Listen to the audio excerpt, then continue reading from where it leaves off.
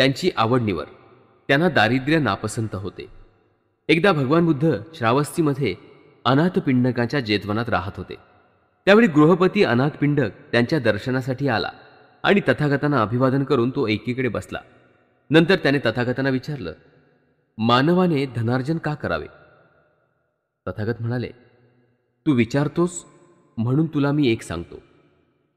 ज्याने मेहनतीने धन मिळवले आहे, ज्याने हाताने कष्ट करून धन मिळवले आहे, ज्याने घाम गाळून धन मिळवले आहे, तसंच ज्याने न्यायमार्गाने धन कमावले आहे, अशा एखाद्या आर्य श्रावकाचे उदाहरण घेऊ. ज्या धनामुळे तो स्वतः सुखी आणि आनंदी आहे आणि ते सुख आणि आनंद तो टिकवू शकतो. तो आपल्या मात्यापितरांना सुखी आणि आनंदी करतो आणि तसं राखतो. त्याचप्रमाणे आपली पत्नी, मुलं, दास आणि कामगार यांनाही धन प्राप्ती करण्याचा हा पहिला हेतू आहे.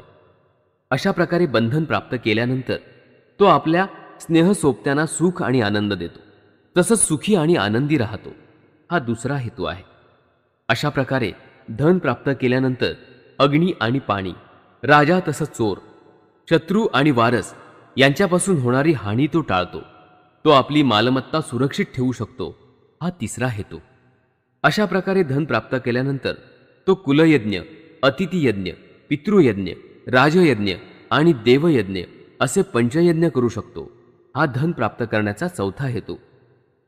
अशा प्रकारे धन प्राप्त केल्यानंतर तो गृहपती उच्च हेतूचे, स्वर्गीय सुखप्रद नेणारे, स्वर्ग लोकाच्या दिशेस प्रवृत्त करणारे असे दान, अहंकार आणि आळस यांच्यापासून मुक्त असलेल्या सगळ्या गोष्टी धीराने आणि विनम्रतेने सहन करणाऱ्या, स्वतंत्र, शांत आणि परिपूर्ण होण्याचा यत्न करणाऱ्या सर्व श्रमणांना आणि संतजनांना देतो. हा धन प्राप्त करण्याचा पाचवा हेतू.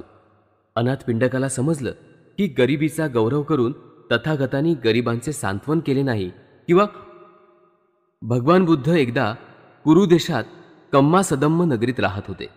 स्थवीर आनंद त्यांच्याकडे आला. त्यांना अभिवादन करून एकीकडे बसला.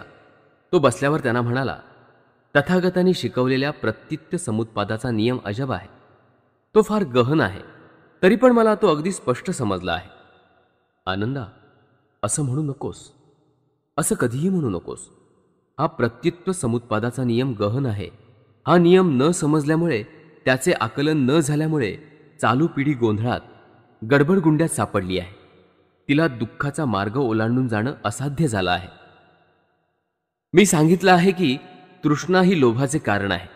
जिथे कोणत्याही प्रकारचा किंवा जातीचा लोभ कोणालाही कशासाठी नसतो, तिथे लोभाचा संभव कसा असेल? भगवान, असणार नाही. तृष्णेमुळे लोभाची ओढ लागते. लोभाच्या मागे लागल्याने काम आणि लालसा उत्पन्न होतात. काम आणि लालसेमुळे दृढता निर्माण होते. दृढतेमुळे स्वामित्वाची निर्मिती होते. स्वामित्वामुळे लोभ आणि अधिक स्वामित्व निर्माण होते. स्वामित्वामुळे मालमत्तेवर पहारा ठेवणे आवश्यक होते.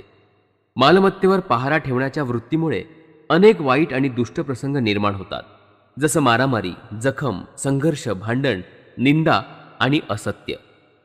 आनंदा, ही प्रत्युत्य समुत्पादाची साखळी आहे. जर तृष्णाच नसली तर लोभाची ओढ लागेल का? लोभाची ओढ नसेल तर विकार निर्माण होतील का?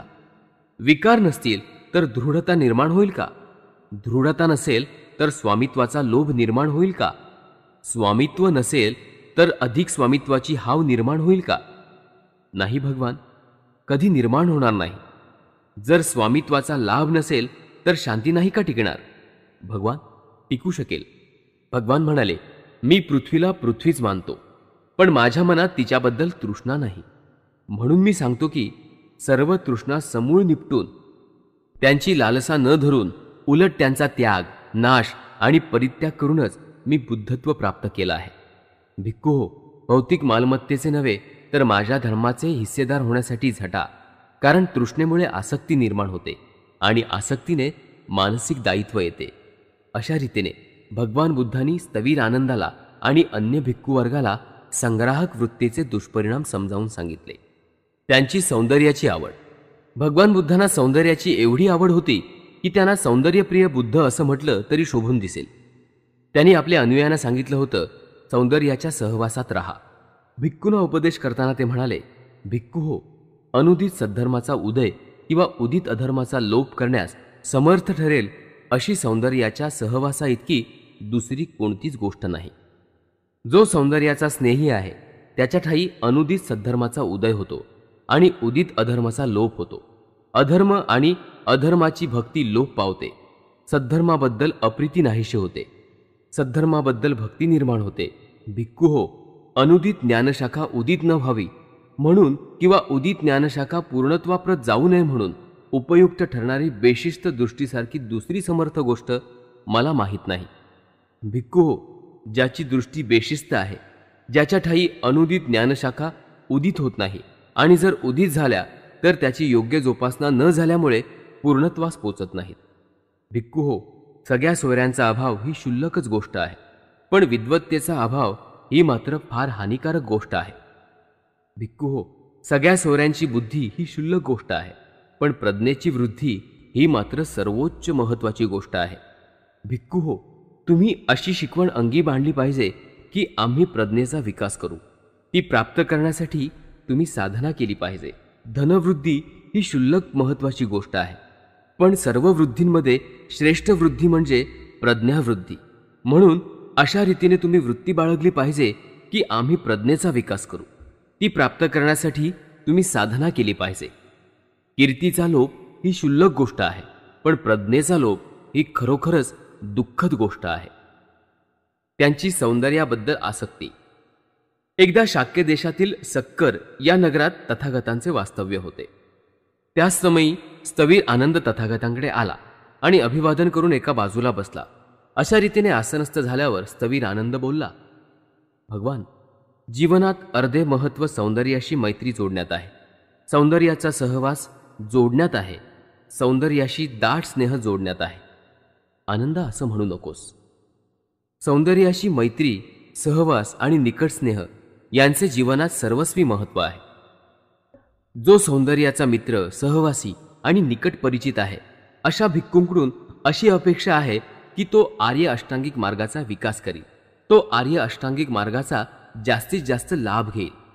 आणि आनंदा, असा भिक्खू आर्य अष्टांगिक मार्गाचा विकास कसा करेल किंवा त्यापासून अधिकाधिक लाभ कसा काय घेऊ शकेल? अशा वृत्तीने जो सम्यक दृष्टी प्राप्त करेल, जो त्याग, विराग, विराम याच्यावर आधारित असून जिची परिणिती आत्मसमर्पणात होते, ती सम्यक संकल्प, सम्यक वाणी, सम्यक कर्मान, सम्यक आजीविका, सम्यक व्यायाम, सम्यक स्मृती तसंच सम्यक समाधीचीही प्राप्ती करेल, ज्यांची परिणिती आत्मसमर्पणात होते.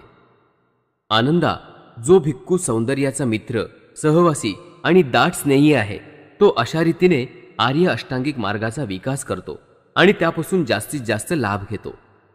सौंदर्याशी मैत्री, सहवास आणि निकट स्नेही यांचे जीवनात सर्वस्वी महत्त्व कसे आहे हे तुला समजण्यास आनंदा हाच एकमेव मार्ग आहे. आनंदा, खरोखर जे प्राणी नाशवंत, मर्त्य, दुःख, शोक आणि आपत्तीग्रस्त आहेत त्यांना सौंदर्याशी मैत्री केल्यानेच मुक्ती मिळू शकते. सौंदर्याशी मैत्री, सहवास आणि निकट स्नेह यांचे जीवनात कसे सर्वस्वी महत्त्व आहे हे तुला आता समजू शकेल. उपसंहार. भगवान बुद्धांच्या महत्तेची प्रशंसा. भगवान बुद्धांचा जन्म 2500 वर्षांपूर्वी झाला. आधुनिक विचारवंत आणि शास्त्रज्ञ त्यांच्याविषयी आणि त्यांच्या धम्माविषयी काय म्हणतात या विषयावरील त्यांच्या विचारांचा हा संग्रह उपयुक्त व्हावा. प्राध्यापक S.S. राघवाचार म्हणतात, भगवान बुद्धांच्या जन्मपूर्वीचा काळ हा भारतीय इतिहासातील तमोयुगांपैकी एक होता.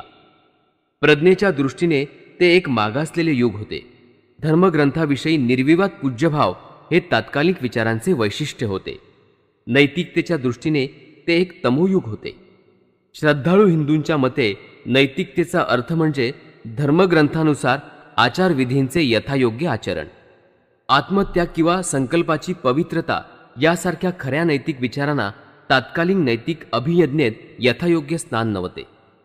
श्री R.J. जॅक्सन म्हणतात, भगवान बुद्धांच्या शिकवणुकीचे अपूर्व स्वरूप भारतीय धार्मिक विचारधारांच्या अध्ययनात प्रतीत होते. ऋग्वेदांच्या रुचात मानवाचे विचार बहिर्मुख, स्वपरोक्ष आणि देवलोकाभिमुख असल्याचे आपल्याला आढळते. बौद्ध धम्माने मानवात प्रच्छन्न असलेल्या अंत्यसामर्थ्याच्या शोधाकडे मानवाचे लक्ष वेधले. वेदांमध्ये आपणाला प्रार्थना, प्रशंसा आणि पूजा आढळते. बौद्ध धम्मात प्रथम सदाचाराला प्रवृत्त होण्यासाठी मानसिक संस्कारांचे महत्त्व सांगितलेले आहे. श्री विनोवूड रीड म्हणतात, जेव्हा आम्ही निसर्गाचा ग्रंथ उघडतो, जेव्हा कोट्यवधी संवत्सरांतील रक्त आणि अश्रूने लिहिलेली उत्क्रांतीची कथा आपण वाचतो, जेव्हा जीवन नियंत्रणाचे नियम आणि विकासाच्या उत्पत्तीला कारणीभूत होणारे नियम आपण अभ्यासतो, तेव्हा परमेश्वर प्रेमरूप असल्याचे मत किती भ्रामक आहे याची आपणाला स्पष्ट जाणीव होते. प्रत्येक वस्तूत दुष्टा, भ्रष्टता आणि स्वच्छंदी अपव्यय आढळतो. प्राणीसृष्टीत जितके जन्माला येतात त्यापैकी फक्त अल्पांशच जगतात. भक्षण करा आणि भक्ष व्हा हा अर्णव, आकाश आणि अरण्याचा नियम आहे. हत्या हा विकासाचा नीतिनियम आहे. श्री रीड आपल्या मानवाचे हौतात्म्य या ग्रंथात असं म्हणतात, भगवान बुद्धांचा धम्म कितीतरी निराळा आहे. डॉक्टर रंजन रॉय असं म्हणतात, 19व्या शतकाच्या उत्तरार्धात सुरक्षेचे 3 सिद्धांत प्रभुत्व करून प्रचलित होते. कोणीही त्यांना आव्हान करू शकला नाही. ते म्हणजे पदार्थ, वस्तुमान आणि कार्यशक्ती यांचे सिद्धांत. ते 3ही अविनाशी आहेत असा विचार जोपासणाऱ्या आदर्शवादी तत्त्वज्ञानाची ही हुकमी पानं होती. 19व्या शतकातल्या वैज्ञानिकांच्या मते हे 3 सिद्धांत म्हणजे सृष्टीच्या नियंत्रणाचे कारक होते. 19व्या शतकातल्या वैज्ञानिकांच्या मते हे 3 सिद्धांत म्हणजे विश्वाच्या स्वाभाविक घटक होते.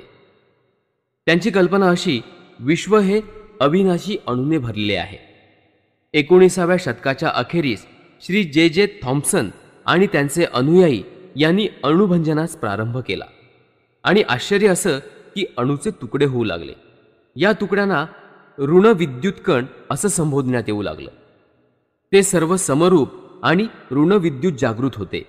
मॅक्सवेलने ज्या अणूंना विश्वाचे अथवा वास्तवतेचे अविनाशी आधारस्तंभ मानले ते खंडित झाले. त्यांचे सूक्ष्म कणात विभाजन झाले. धनविद्युत जागृत असे धनुविद्युतकण आणि ऋणविद्युत जागृत असे ऋणविद्युतकण. निश्चित न बदलणाऱ्या वस्तुमानाची कल्पना विज्ञानाला कायमची अंतरली. चालू शतकात जगात असा समज झाला की प्रतिक्षणी पदार्थांचा उच्छेद होतो आहे. भगवान बुद्धांचा अनित्यतेचा सिद्धांत खरा ठरला आहे. विज्ञानानं सिद्ध केलं आहे, विश्वाची गती संधिकरण, विभाजन आणि पुनर्संधिकरण या प्रक्रियेनुसार होत असते. आधुनिक विज्ञानाची प्रवृत्ती म्हणजे अंतिम सत्य, ऐक्य आणि अहिंसेची विभिन्नता यांची प्रवृत्ती. आधुनिक विज्ञान म्हणजे बौद्ध धम्मातील अनित्य आणि अनात्मावादाचा प्रतिध्वनी होय. श्री E.G. टेलर आपल्या बौद्ध धम्म आणि आधुनिक विचारधारा या ग्रंथात असं म्हणतात, बराच काळ मानवावर बाह्य शक्तींनी अधिकार गाजवला होता. जर तो खरोखरच सुसंस्कृत व्हायचा असेल तर त्याने स्वतःच्या तत्वांनी आत्मनियमन करण्यास शिकले पाहिजे. बौद्ध धम्म ही जगातील सर्वप्रथम नैतिक विचार पद्धती आहे की जिच्यामध्ये मानवाला आत्मनियम करण्याची शिकवण दिलेली आहे. यासाठी प्रगतशील जगाला ही सर्वोच्च शिकवण देण्यासाठी बौद्ध धम्माची आवश्यकता आहे. युनिटेरियन ख्रिश्चन पाद्री रिव्हरेंड लेस्ली बोल्टन म्हणतात, बौद्ध धम्माचे आध्यात्मिक तत्वज्ञान हीच फार सामर्थ्यशाली देणगी आहे असं मला दिसतं. बौद्ध धम्माप्रमाणे युनिटेनियरी ख्रिस्ती बांधवही धर्मग्रंथ आणि मतप्रणालीची बाह्य शक्ती नाकारून मानवाच्या अंतर्यामी असलेल्या मार्गदीपाचा आधार मान्य करतात. युनिटेरियन्स यांच्या मताचे अनुयायी येशू ख्रिस्त आणि गौतम बुद्ध हे जीवनाचे उच्च भाष्यकार आहेत असं मानतात. प्राध्यापक ड्वाइट गोडार्ड म्हणतात, जगातल्या सर्व धर्मसंस्थापकामध्ये भगवान बुद्ध फक्त असे थोर होते की ज्यांनी आपली मुक्ती साध्य करण्याच्या मानवी सामर्थ्याचा स्वाभाविक मोठेपणा बरोबर ओळखू शकले. मानवतेची योग्यता उंचावण्याच्या कर्तृत्वात जर खऱ्या थोर माणसाचे मोठेपण सामावलेले असेल तर खरा थोर असा तथागतांशिवाय दुसरा कोण असू शकेल. त्यांनी मानवाच्या वर दुसरे कोणी संस्थापित करून त्याला हीन न करता प्रज्ञा आणि मैत्रीच्या शिखरावर त्याला प्रस्थापित करून उच्चत्व प्राप्त करून दिला आहे. बौद्ध धम्म हा ग्रंथाचा कर्ता श्री E.J. मिल्स म्हणतो, बौद्ध धम्मा इतका दुसऱ्या कोणत्याही धर्मात ज्ञानाच्या मूल्यावर आणि अज्ञानाच्या हीनतेवर भर देण्यात आलेला नाही. आपले डोळे उघडे राखण्याबाबत दुसऱ्या कोणत्याही धर्मात इतका भर देण्यात आलेला नाही. दुसऱ्या कोणत्याही धर्मात मनोविकारासाठी इतकी सखोल योजना आखलेली नाही. प्राध्यापक WT स्टेस आपल्या बौद्ध धर्मीय नीतिशास्त्र या ग्रंथात म्हणतात, बौद्ध धम्मातील नैतिक आदर्श पुरुष जो अहर्त, तो नैतिक आणि बौद्धिक अशा दोन्ही दृष्टींनी महान असला पाहिजे. तो तत्वज्ञ तसाच सद्विचारीही असला पाहिजे. ज्ञान हे मुक्तीसाठी आवश्यक आहे आणि ते ज्ञान प्राप्त करण्यास अपयश येण्याची जी 2 कारणं सांगितली आहेत त्यापैकी अज्ञान हे एक आहे असं बौद्ध धम्माने आग्रहपूर्ण सांगितलं आहे. तृष्णा आणि लोभ हे दुसरं कारण आहे. याउलट ख्रिस्ती आदर्श पुरुषांच्या घडणीत ज्ञानाला अजिबात स्थान नाही. संस्थापकाच्या अतस्त्विक स्वरूपामुळे ख्रिस्ती धर्म विचारधारेत मानवाच्या नैतिक आणि बौद्धिक बाजूत दुरावा निर्माण झाला आहे. जगातल्या दुःखांपैकी पुष्कळशी दुःख दुष्टपणापेक्षा मूर्खत्वाने आणि अंधश्रद्धेने निर्माण झाली आहेत. भगवान बुद्धांनी याला स्थान दिलं नाही. भगवान बुद्ध आणि त्यांचा धम्म किती श्रेष्ठ आणि अपूर्व आहे हे स्पष्ट करण्यास एवढेसे पुरेसे आहे. असे हे भगवान बुद्ध आपले गुरु असावेत असं कोण बरं म्हणणार नाही. त्यांच्या धम्माचा प्रसार करण्यासाठी प्रतिज्ञा करूया. आपण प्रतिज्ञा करूया, जीवसृष्टी आहे असीम, ती भवसागरापार नेण्याची. आपण प्रतिज्ञा करूया, आपणा दोष असंख्य ते नष्ट करण्याची. आपण प्रतिज्ञा करूया, आहेत सत्य अनंत ती पूर्ण आकलण्याची. आपण प्रतिज्ञा करूया, भगवान बुद्धांचा अतुल्य मार्ग तो संपूर्ण साध्य करण्याची.